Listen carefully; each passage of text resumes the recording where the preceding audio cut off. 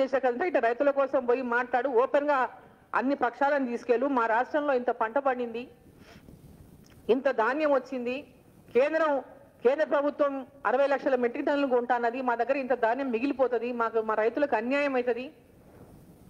ఆ విధంగా మాట్లాడి అన్ని పక్షాలను పిలిచి మాట్లాడి మనం అందరం రిప్రజెంటేటివ్ తీసుకొని తెలంగాణ తరఫున మాట్లాడు. కిషన్ రెడ్డి గారు మా మంత్రులు ఉన్నారు, మా 3 ఎంపీలు ఉన్నారు, తీసుకొని వెళ్ళి మాట్లాడు. ఈ డ్రామాలు, దొంగ డ్రామాలు, బడ్జాతులు బంద్ చేయంగా. ఈ బడ్జాత్ అంతా రోడ్డు పైన అంతా ఎత్తుకున్నావు ఏడుపంతా. ప్రతి అడుగున అబద్ధాలు చెప్పి మోసం చేసుకుంటూ పోతున్నటువంటి కేసీఆర్ కి ఇంకా బుద్ధి రాలేదు. హుజూరాబాద్ ప్రజలు ఇచ్చిన తీర్పుతోన ఇంకా నాకు జ్ఞానోదయం కలగలేదు. అడ్డగోలుగా మాట్లాడుతున్నాడు మా ప్రెసిడెంట్ గురించి, మా పార్టీ గురించి, మా నాయకుల గురించి. అయ్యా నిన్ను ప్రశ్నించకూడదా ఎవరు? నువ్వట ముఖ్యమంత్రిగా ఉండి ప్రశ్నించొచ్చట కేంద్ర ప్రభుత్వాన్ని, ఈడ ప్రతిపక్షంలో ఉండి నిన్ను మేమాత్రం ప్రశ్నించకూడదంట. నీకేం స్పెషల్ రూల్? నీకు నిరుద్యోగులు ఉద్యోగాలు ఇవ్వకపోతివి, పోయిన ఎన్నికల్లో మళ్ళీ మోసం చేస్తేవి. 3016 రూపాయల నిరుద్యోగ భృతి ఇస్తా ఉద్యోగాలు వచ్చేంత వరకు అని చెప్పి ఇప్పటిదాకా ఒక్కరికి ఇయ్యలే. నిన్ను ప్రశ్నించొద్దా? వాళ్ళు ఒక ముట్టడిని పెడితే ఇండ్ల కాడిని అరెస్ట్ చేపిస్తావు, వాళ్ళు ఒక ధర్నాన్ని పెడితే రోడ్ల మీదకి రానియవు. ఒక నియంత్రము నీకు ప్రజాస్వామ్యం గురించి మాట్లాడేటువంటి హక్కు నీకుందా? నీకు ధర్నాలు చేసే హక్కు ఉందా? నీకు ప్రశ్నించే హక్కు ఉందా? ఎవరిని ప్రశ్నించొద్దు అని చెప్పినటువంటి ఒక నియంత్రము నీకు ప్రశ్నించే హక్కు ఎక్కడిది? నీకొక నీతి మందికో నీతి ఉంటుందా? నీ ప్రభుత్వంలో నువ్వు రోడ్లెక్కితేమి గోడలెక్కితేమి ఏడకన్నా ఎక్కుకో, మాకేమయ్యేది ఉంది? ఇట్లాంటి నీ యొక్క దబాయింపులకి భయపడేటోళ్ళు ఎవరు లేరు, నీ బెదిరింపులకి భయపడేటోళ్ళు ఎవరు లేరు. ధర్నా చేస్తా, అది చేస్తా, ఇది చేస్తా, నరం లేని నాలుక కాబట్టి నువ్వేమైనా మాట్లాడుకోవచ్చు. తిమ్మిని బొమ్మిని చేస్తావు, బొమ్మిని తిమ్మిని చేస్తావు, నీకు బాగా అలవాటు అయిపోయింది అది. ఇప్పటికైనా నీ యొక్క నియంతృత్వాన్ని పోకడను పక్కన పెట్టు. నువ్వు చేసిన అవినీతి గురించి బయట చెప్పు. యాదగిరి గుట్టను తీసుకపోయి యాదాద్రి అని పేరు మారిస్తేవి. ఎవరు మార్చమని అడిగింది నిన్ను? పేరు మార్చమని ఎవరు చెప్పిండ్రు? యాదగిరి గుట్ట అని పురాణ కాలం నుంచి వచ్చినటువంటి గుట్ట పేరుని తీసి పేరు మారిస్తేవి. అంటే పాత పేర్లు ఇంకేం ఉండకూడదు. మరి మీ పేరు కూడా మార్చుకోండి. ఓకే, మీరు కూడా పేరు మార్చుకుంటారా? దుబాయ్ శేఖర్ అని మార్చుకోండి.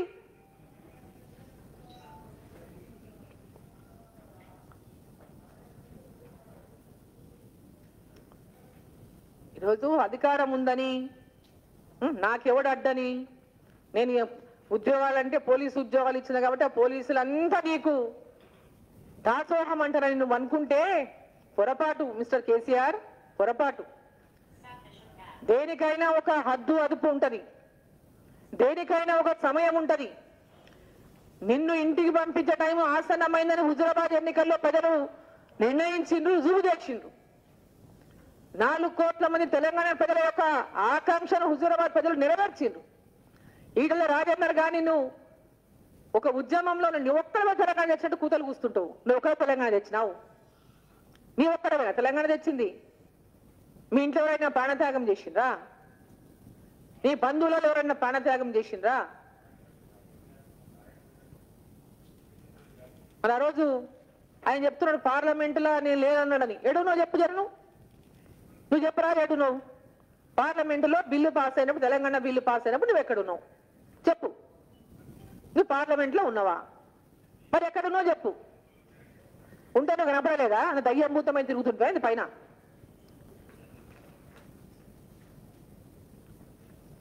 ఇంకా దబాయింపులు పైనుంచి. అంతమంది పార్లమెంటే సాక్షి, నువ్వు పార్లమెంట్లో లేవని ఇంకా దబాయింపు.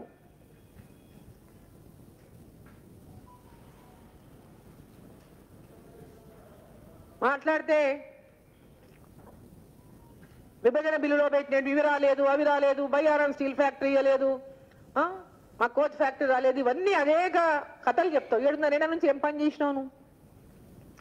ఓ కమిటీని నియమించిండ్రు, కమిటీ సాధ్యాసాధ్యాలను చూసి అవన్నీ కూడా ఏర్పాటు చేస్తామని చెప్పి ఆ కమిటీని, మరి ఆ కమిటీని నువ్వు ఎందుకు ఒప్పించలేకపోయినావు? నీ వైఫల్యం కాదా? అది నీ వైఫల్యం కాదు.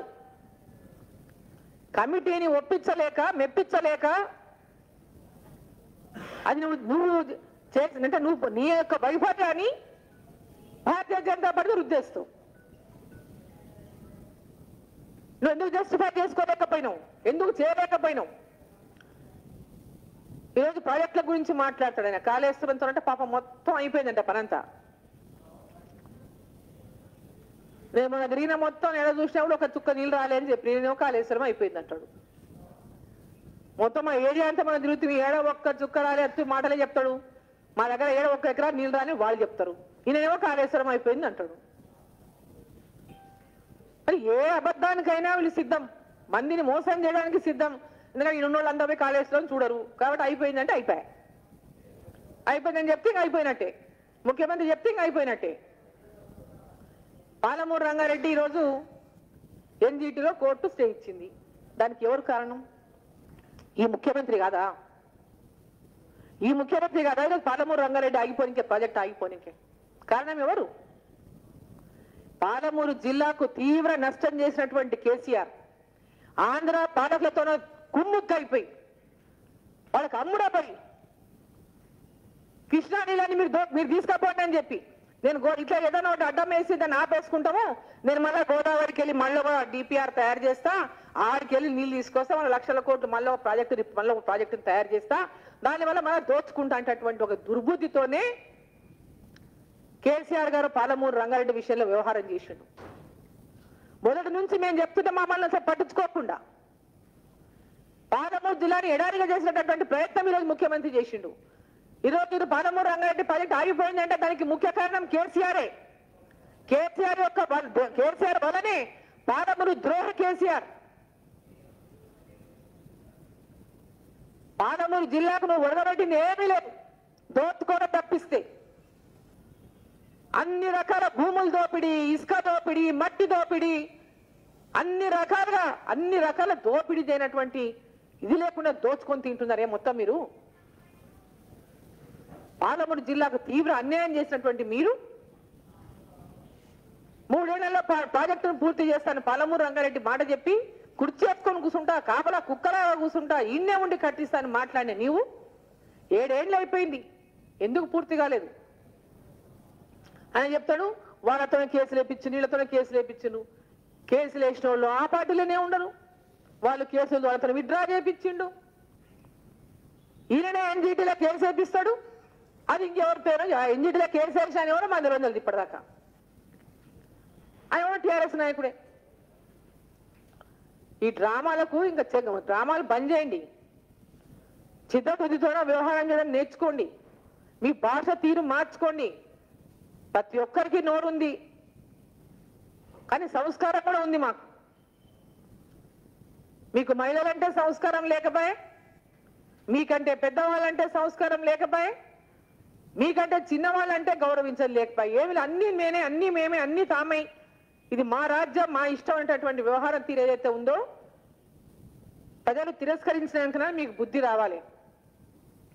ఇది హుజూరాబాద్ తీర్పు కేవలం హుజూరాబాద్ ప్రజల తీర్పు కాదు, 4 కోట్ల మంది తెలంగాణ ప్రజల తీర్పు అనేటటువంటి విషయాన్ని ముఖ్యమంత్రి గారు గ్రహించాలి.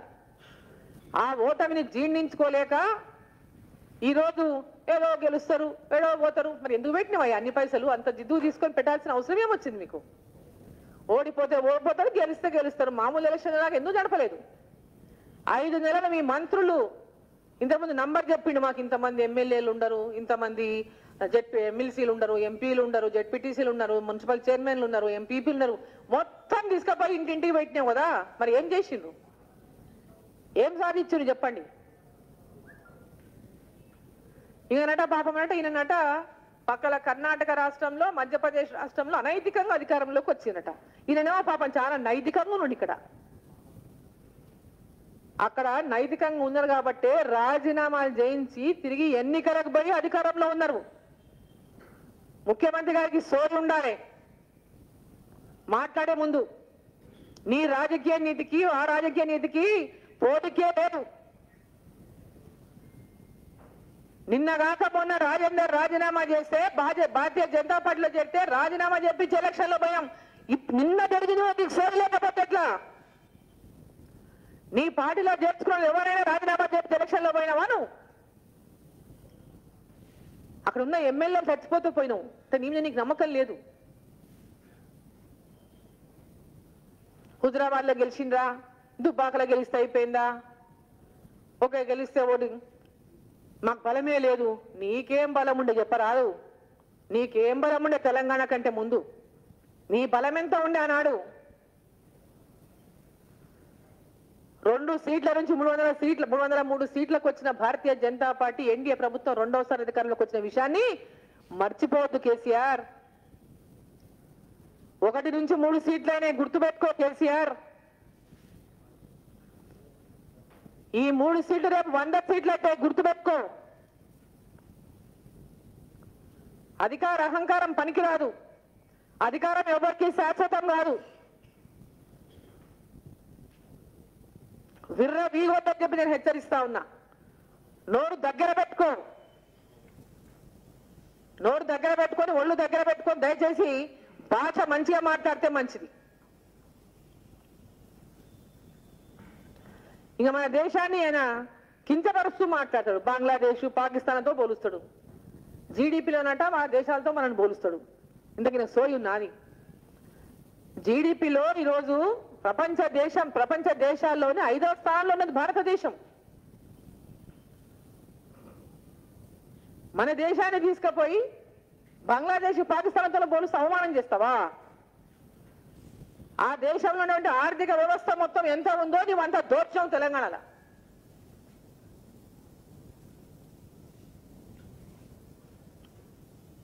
నీతి గురించి నిజాయితీ గురించి మాట్లాడేటటువంటి అర్హత కేసీఆర్ కి లేదు. అవినీతి సామ్రాట్ అయినటువంటి కేసీఆర్ ఎందుకు భయపడుతున్నావు? బిడ్డ కాల్చుకొని నా జోలికి వస్తారా, నన్ను టచ్ చేస్తారా? నీకు నీ దగ్గర ఏమి లేకుంటే నేను ఎందుకు టచ్ చేస్తారా? వాళ్ళు టచ్ చేస్తాడు, నీకు భయం ఎందుకు? ఎవరు టచ్ చేసినా నీకు భయం ఎందుకు? నిజాయితీ ఉన్నప్పుడు, మీకు విధి లేనప్పుడు ఎవరు వచ్చి చేసినా భయపడాల్సింది ఏముంటది? ఫామ్ హౌస్ నేను ఒకటే అడుగుతున్నా ముఖ్యమంత్రి గాని, కరెక్ట్ గా ప్రజలకు కూడా కొన్ని వాస్తవాలు చెప్పాల్సినటువంటి అవసరం ఉంటుంది ముఖ్యమంత్రిగా. మీ ఫామ్ హౌస్ లో ఎన్ని ఎకరాల భూమి ఉన్నది? మొత్తం మీ ఫామ్ హౌస్ విస్తీర్ణం ఎంత? 2004కు ముందు మీ ఫామ్ హౌస్ విస్తీర్ణం ఎంత?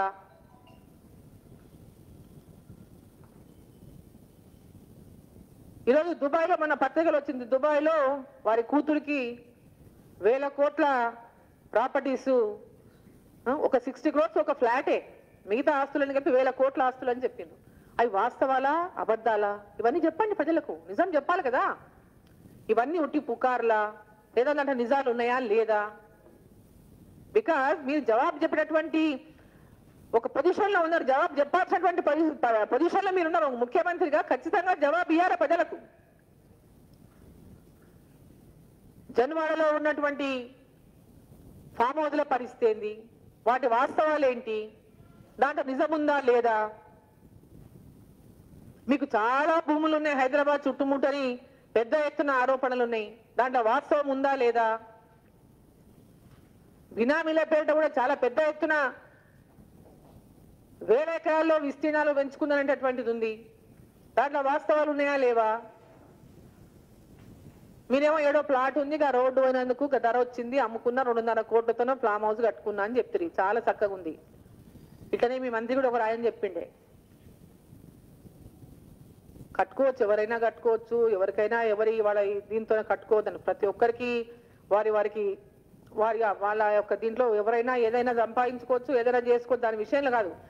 మీరు అవినీతి గురించి మాట్లాడినప్పుడు అవినీతి సామ్రాట్గా ఈరోజు ప్రతి నోటా కూడా అదే మాట ఉన్నటువంటి ఈ తెలంగాణ రాష్ట్రంలో మీరు ప్రజలకు వివరణ చేయాల్సినటువంటి అవసరం కూడా ఉంది. ఇంతకుముందు చెప్పినట్టుగా కథలు చెప్పి ఉపకథలు చెప్పి కథలు చెప్తే నాకు కాదని. ప్రజలు నమ్మాలి కదా, ప్రజలు నమ్మాలి కదా. మీ ఫామ్ హౌస్ విస్తీర్ణం ఎంత? మీరు ఏమంటున్నారు? కేంద్రంలో ఉన్న కేంద్రం సొత్తు వాళ్ళు అయ్య సొత్తు అంటున్నాం. ఎప్పుడు కూడా అయ్య సొత్తు అని చెప్పలే. కేంద్ర ప్రభుత్వంలో ఉన్నటువంటి నరేంద్ర మోడీ గారు ఏనాడు కూడా నీలాగా మాట్లాడలే. ఈరోజు మిమ్మల్ని ప్రశ్నిస్తున్నాం. అది ప్రజల సొమ్ము కాబట్టి, దేశం సంపద కాబట్టి, దేశం కోసం పాటుపడుతున్న అహర్నిశలు ఆయన. నువ్వు చెప్పేం చేసినావో తెలంగాణకి? తెలంగాణ ప్రజల్ని మోసం చేసినావు, ద్రోహం చేసినావు, నీ కుటుంబాన్ని బంగారు కుటుంబంగా మార్చుకున్నావు, బంగారు తెలంగాణ పేరు మీద ద్రోహం చేసినావు. ఈరోజు నువ్వు ఇచ్చే సొత్తు, నువ్వు ఇచ్చే 2000 పెన్షన్ నీ అయ్య సొత్తా, మీ తాత సొత్తా? రైతు బంధు మీ అయ్య సొత్తా, మీ తాత సొత్తా?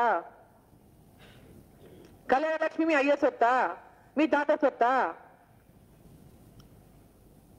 గొర్రెల గురించి మాట్లాడుతావు. గొర్రెలు 2018 ఎన్నికల ముందు ఇచ్చిన గొర్రెలే మళ్ళీ ఎక్కడ ఇచ్చినావు నువ్వు? గొర్రెలు మొన్న హుజురాబాద్ లో ఇచ్చినావు, అంతకుముందు హుజూర్ నగర్ లో వచ్చినావు. 7 ఓట్లు వస్తే అడిస్తావు. అలా గొర్రెలు ఉన్న వాళ్ళు ఉంటేనే మళ్ళీ గొర్రెలు లేని వాళ్ళు నాకేం పోవు, దుబ్బాకలు ఇలే.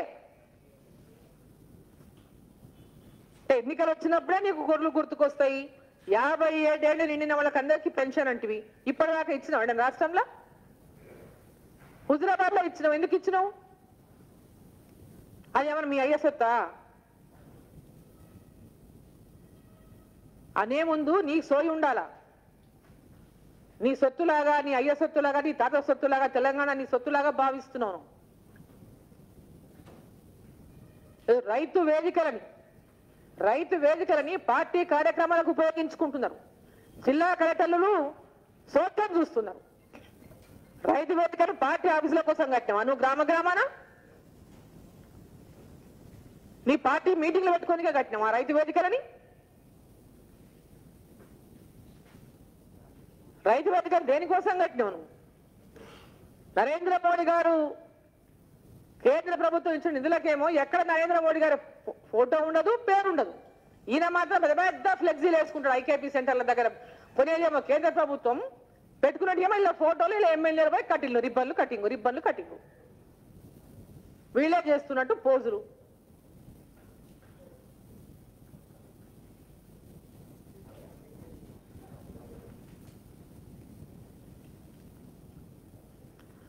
ఈరోజు ప్రతి ఒక్క ఈవెన్ వ్యాక్సినేషన్ విషయంలో నరేంద్ర మోడీ గారు దేశమంతా ఉచిత వ్యాక్సిన్ ఇస్తుంటే ఆ వ్యాక్సినేషన్ దగ్గర కూడా నరేంద్ర మోడీ గారు ఫోటో పెట్టారు. వీళ్ళు అలా కేసీఆర్ ఫోటో పెట్టుకుంటారు. వాళ్ళకి ఇచ్చేటటువంటి రిసీట్స్ ఉన్నాయో, వ్యాక్సినేషన్ రిసీట్స్, కేసీఆర్ ఫోటో కొట్టి రిసీట్స్ ఇస్తున్నారు. ఇంత దుర్మార్గమా? నీ ఎఫర్ట్ జీరో. కోవిడ్ విషయంలో ఈ రాష్ట్ర ప్రభుత్వం యొక్క ఎఫర్ట్ జీరో. కోవిడ్ సమయంలో ప్రజలకు వైద్య సేవలు అందించడంలో కానీ, వ్యాక్సినేషన్ విషయంలో కానీ అన్నిట్లో మీరు ఫెయిల్యూరే.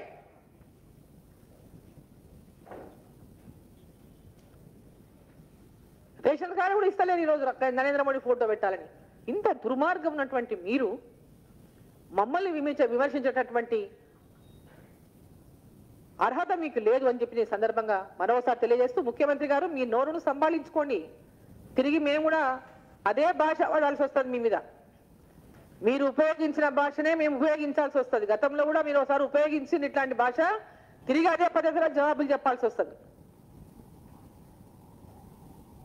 ఇప్పటికే మీ యొక్క వ్యవహారం వల్ల ప్రజాప్రతినిధులంటేనే గౌరవం లేనటువంటి భాషను ఈరోజు వాడే పరిస్థితి వచ్చింది తెలంగాణలో. ఇప్పటికైనా మీ నోరును సంభాళించుకోండి. మీ ఎమ్మెల్యేలకు కూడా చెప్పండి, మీ మంత్రులకు చెప్పండి, సంస్కారం నేర్పించండి. సంస్కారం నేను తెలంగాణగా బిరుదు తెచ్చుకోవద్దండి.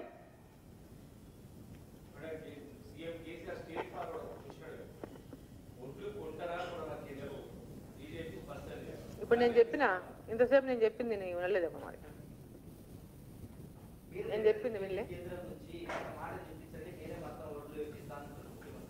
ఏమంటాడు? ఆయన రమ్మను మా ఎంబడి, ఆయన అడగమను. మా మంత్రి గారు ఉన్నారు ఇక్కడ, సెంట్రల్ మినిస్టర్ ఉన్నాడు కిషన్ రెడ్డి గారు, ఆయనతో ఒక సమావేశం పెట్టుకోమను, ఏం పరిస్థితుందో డిస్కషన్ చేయమనండి. దాని విషయం ఇప్పుడు హుజురాబాద్ ఎన్నికల్లో ఓడిపోయి దీన్ని రాజకీయం చేయడానికి ఆయన ఉపయోగిస్తున్న డ్రామా ఇదంతా. ఆయన పొలిటిసైజ్ చేయడానికి వాడుతున్నటువంటి డ్రామా. రైతులు మొత్తం నమ్మలేదు కాబట్టి రైతులని మళ్ళీ ఒకసారి నమ్మించేటటువంటి ప్రయత్నం కేంద్ర ప్రభుత్వం మీద నిందలేసే వరి ఊరి అని అంటాడు ఆయన. వరి వేస్తే ఊరి అన్నాడు. నువ్వేనాడు అన్నావు? నువ్వు ఒక ఫార్మర్ని ఎడ్యుకేట్ చేయాలంటే దానికి ఒక పద్ధతి ఉంటుందండి. గతంలో నేను ఎమ్మెల్యేగా పనిచేసిన, మంత్రిగా పనిచేసిన, అనేక ఫార్మర్ సదస్సులు పెట్టినాం మేము. ఈరోజు ఒక్క సదస్సు లేదు, ఒక్క సదస్సు లేదు. అసలు రైతులనే అవేర్నెస్ లేదు, వాళ్ళకు ఒక ట్రైనింగ్ లేదు, వాళ్ళకు ఒక లేటెస్ట్ టెక్నాలజీ లేదు, ఏమీ లేదు. నేను 10,000 ఇచ్చినా అయిపోయింది, 2,000 ఇచ్చినా అయిపోయింది, కళ్యాణ లక్ష్మి ఇచ్చినా అయిపోయింది. పంటలు మొత్తం వర్షాలు వచ్చి పంటలు నష్టపోతే ఇంత నష్టపరిహారం లాస్ట్ ఇయర్ కూడా ఇవ్వలేదు. లాస్ట్ ఇయర్ నష్టపరిహారం కూడా ఇంతవరకు ఇవ్వలేదు. కేంద్ర ప్రభుత్వం ఇల్లే అంటాడు. అరే నువ్వు ఇక్కడ నుంచి అంచనాలు చేసి పంపించాలా? అసలు ఎలాంటి ఇది లేకుండా, ఎఫర్ట్ లేకుండా కేవలం జస్ట్ బట్టగాల్సి మీదేయాలా. నేను ముఖ్యమంత్రి కాబట్టి నేను ఏం మాట్లాడినా చెల్లుతుంది, నడుస్తుంది అనుకుంటే పొరపాటు. అబద్ధాలు అనేటివి కొంతకాలమే నడుస్తాయి, కొంతకాలమే సాగుతాయి. నిజం ఎప్పటికైనా నిజం నిజమే, అబద్ధం అబద్ధమే.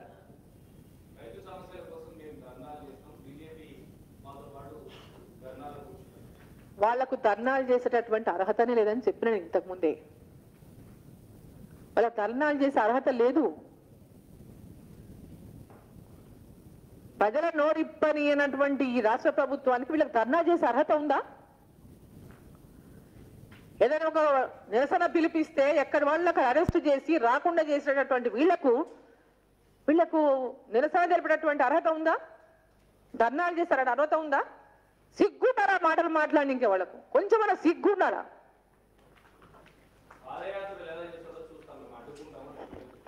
అడ్డం అనుకోమని ఎవరన్నా వద్దానమా? అనుకోమని ఊరు అడ్డం వద్దానమా?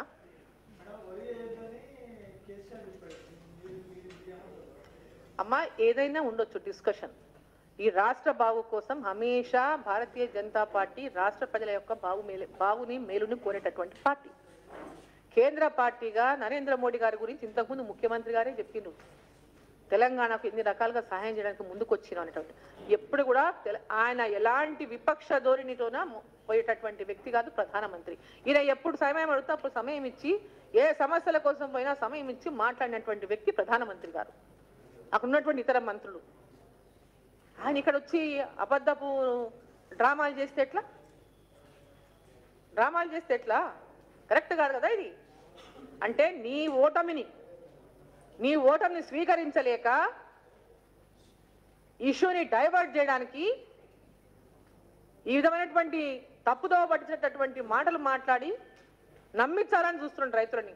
రైతులు ఎవరు నమ్మకూడదు, ఇటువంటి మోసగాని మాటలని నమ్మొద్దు. ఈ మోసగాని చేస్తారని నమ్మొద్దని చెప్తా ఉన్నారు రైతులకు కూడా ఈ మీడియా ద్వారా.